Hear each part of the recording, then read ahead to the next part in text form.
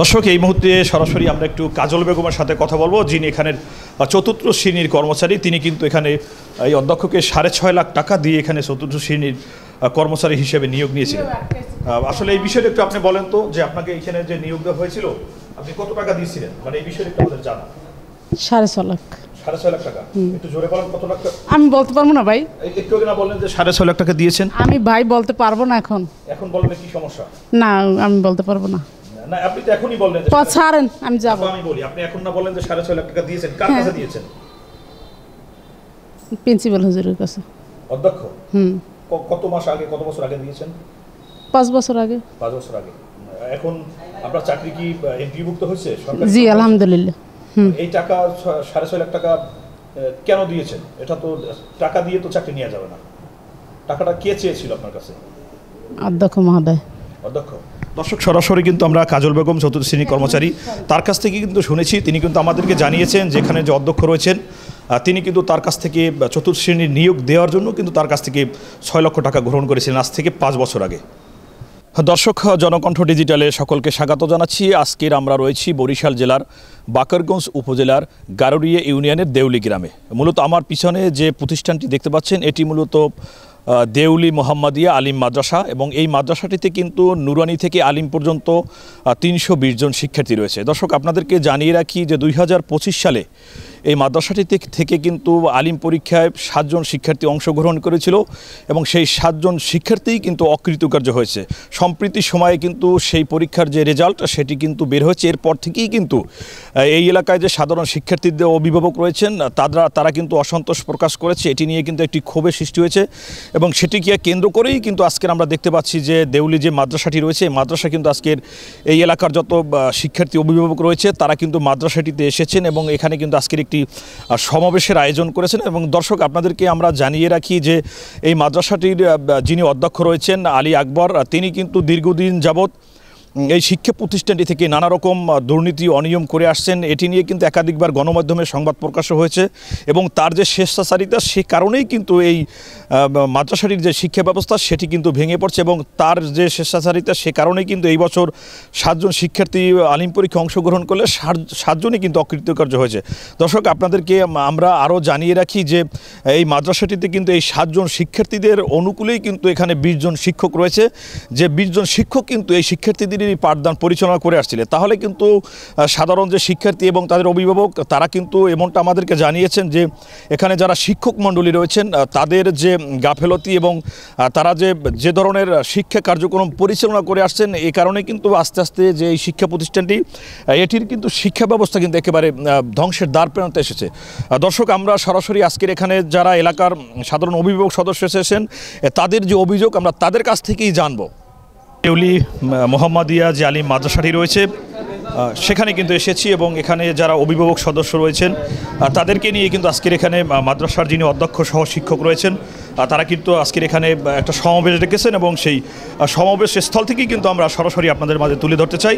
আমরা এখানে কথা বলবো যিনি অভিভাবক সদস্য রয়েছে তার কাছ থেকে।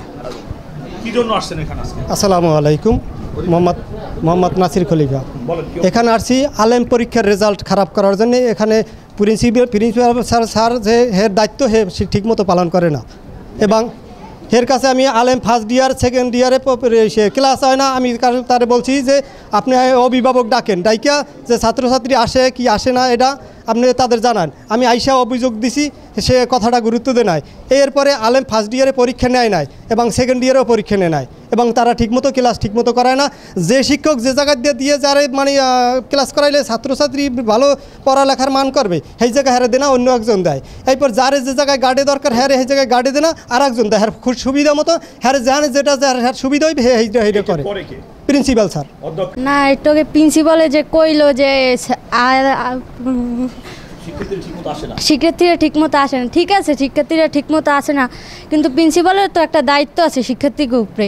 আমরা যেই টিচার চাই সেই টিচার তো আমাকে দেওয়া লাগবো। যার কাছ থেকে পড়া বুঝি না তারে তো বদলাইয়ে দেওয়া লাগবে, তাই না? তারে আমরা অনেকবার কইছি, তারপর সে বলে আমরা নাকি তার কাছে কই নাই। প্রিন্সিপালের কাছে অনেকবার বলছি। আমরা বলছি যে স্যার আমরা এই হুজুর আমরা এই স্যারের কাছ থেকে বুঝি না, আমাকে বদলাই দেন। কয় কি যে আমার থেকে কি তোমরা ক্লাস বেশি মানে মাদ্রাসা বেশি চালাইতে পারো? আমরা কই না স্যার। কয় কি একজন যদি কও শিখায় সেও শিক্ষক, আমরাও জানি শিক্ষক, কিন্তু আমরা বুঝি না তার কাছ থেকে, বুঝান তো লাগবো। আমগো সামনে এসএসসি পরীক্ষা, আমগো যদি আমরা গণিত সাবজেক্টটা না পারি আমরা তো ফেল করবো গণিত সাবজেক্টটায়। আমরা তারা অনেকবার বলছি, তারপর সেদিন হারা মিটিং করছে, হে কইতাছে আমরা নাকি কই নাই তার কাছে, এখন সামনে পরীক্ষা এখন নাকি কইতাছি। এখন আমগো দাবি আমরা যেই স্যার চাই সেই স্যার আমগো দেওয়া লাগবো, নয়তো আমরা মানে ই করবো। চাকরি দেওয়ার পরে সভাপতি জুলফিকার হায়দার আর এই প্রিন্সিপাল দুজনে অনুদান স্বরূপ আমার কাছ থেকে বলছে তোমার এই মাঠ ভরাট করার জন্য টাকা দেওয়া লাগবে। সবাই তো অনুদান দিছে, তুমিও দেওয়া লাগবে। এই জন্য আমার কাছ থেকে 5 লক্ষ টাকা তারা নিয়েছে। কত বছর আগে নিয়েছে? 2018 সালে আমার চাকরি হয়েছে। টাকাটা দিয়েছিলেন কার হাতে? টাকাটা ওই যে সভাপতি তার কাছ দিয়েছে 4 লাখ, আর প্রিন্সিপাল হুজুর নিয়েছে 1 লাখ। হ্যাঁ, দুজনে। অধ্যক্ষ মহোদয়ের বিরুদ্ধে বিভিন্ন অভিযোগ পেপার, পত্রিকা এবং মিডিয়ার মাধ্যমে এসছে, আমরা জানি, এবং এ নিয়ে কয়েকবার আলোচনা, পর্যালোচনা এবং এলাকার মান্যগণ্য নিয়ে আপনার আলোচনা হয়। সেখানে ধারাগুলো, কথাগুলো সততা প্রমাণ হয়, এবং প্রমাণ হওয়ার পরে ওনাকে স্থানীয় মান্যগণ্য ব্যক্তিবর্গ দিক নির্দেশনা দিয়েছেন। সেই দিক নির্দেশনা অনুযায়ী চলার কথা, কিন্তু অদ্যাবধি সেই দিক নির্দেশনা অনুযায়ী উনি শিক্ষকদের সাথে সমন্বয় করে প্রতিষ্ঠান পরিচালনা করতেছেন না। উনি ওনার নিজের অনুযায়ী আগে যেভাবে চলতেন এখন সেইভাবে চলেন, যার ফলশ্রুতিতে মাদ্রাসার এবছর আলেম 2025 সালের রেজাল্ট সম্পূর্ণ বিপর্যয়। সামনের দিকেও মনে হয় আরও ভয়ঙ্কর দিন আসতেছে। অভিযোগ, আমার ছেলে এখানে পড়ে, এই আমাদের প্রিন্সিপাল স্যার সে কোনো গুরুত্ব দেয় না। ফেল করার কারণ এই তারা করে নাই, না না না তারা ঠিকমতো ক্লাস করায় না। দর্শক, আমরা কিন্তু সরাসরি যে অভিভাবক সদস্য তার কাছ থেকে শুনলাম, তার অভিযোগ যেমন যেখানে যারা শিক্ষক রয়েছেন তারা কিন্তু ঠিকমতো শিক্ষার্থীদের পাঠদান দেয় না, এজন্য কিন্তু তারা অকৃতকার্য হয়েছে, এমনটাই কিন্তু এখানে ভুক্তভোগী পরিবারের পক্ষ থেকে জানানো হয়েছিল। দর্শক, এই মুহূর্তে আমরা সরাসরি মাদ্রাসার যিনি অধ্যক্ষ রয়েছেন তার সাথে কথা বলবো এবং তার কাছ থেকে জানবো যে তার বিরুদ্ধে যে সকল গুরুতর অভিযোগ তুলেছেন স্থানীয় অভিভাবক সদস্যরা, এই বিষয়ে অধ্যক্ষর বক্তব্য। আপনার বিষয়ে যে অভিযোগ করলো সকল শিক্ষক এবং অভিভাবক সদস্যদের উপস্থিতিতে, এই বিষয়টি আপনি একটু স্পষ্ট করেন আমাদের। ধন্যবাদ আপনাদেরকে। আসলে তো আমাদের শিক্ষার্থী এবছর রেজাল্ট খারাপ করছে, সেই হিসেবে তো আমরা লজ্জিত, কিন্তু এর মূল কারণ শুধু শিক্ষকরা দায়ী তা না, আমরা দায়ী তাও না। এক্ষেত্রে দেখা গেছে আমাদের একটু আগে আমাদের টিচাররা অনুপস্থিতি, শিক্ষার্থীরা যদি নিয়মিতভাবে মাদ্রাসায় না আসে তাহলে তো আমরা তাদেরকে কীরকমভাবে পাঠদান করাবো। সেক্ষেত্রে আমাদেরও যেমন ত্রুটি আছে এবং শিক্ষার্থী তাদেরও ত্রুটি আছে, তারা যদি ঠিকমতো আসতো তাহলে তো আমার শিক্ষকরা। কাজল বেগম নামের এক 4র্থ শ্রেণীর কর্মচারী, তিনি গণমাধ্যমের কাছে অভিযোগ করেছে যে তাকে নিয়োগ দেওয়ার জন্য আপনি গত 5 বছর আগে তার কাছ থেকে 6.5 লক্ষ টাকা গ্রহণ করেছেন।